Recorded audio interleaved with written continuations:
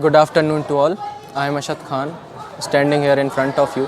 I am a student of Jawahar vidyalaya bohani, and today we are going to discuss something about the very known Pythagoras theorem. This is given by the very famous Greek mathematician Pythagoras. So here we have this theorem. It states to us that the area of the square whose side is the hypotenuse.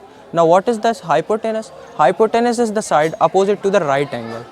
See, so this theorem says that the square of this hypotenuse is equal to the sum of the areas of squares on the other two sides.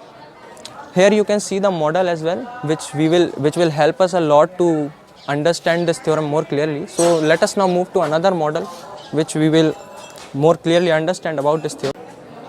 Pythagoras theorem is applicable to only right angle triangles. Now we all know what are right angle triangles. The right angle triangle is a triangle in which one angle measures 90 degree.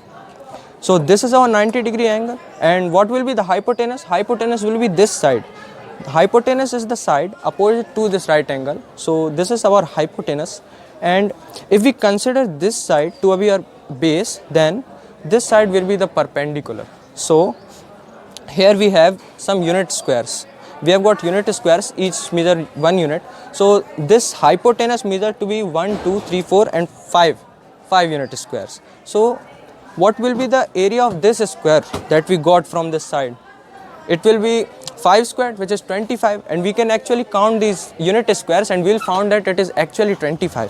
So the area of this square which is attached to the hypotenuse side is 25, and this base is of 3 unit squares.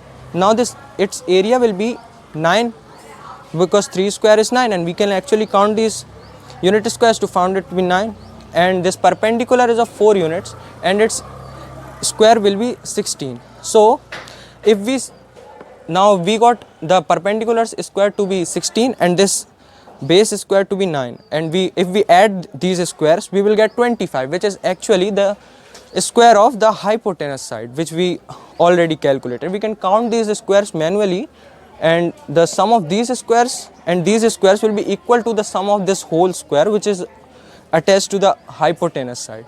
So here we just proved that Pythagoras theorem, which states that this hypotenuse square will be base square plus perpendicular square, which is a very useful theorem and is applicable to many things. So this is all from now. Thank you very much.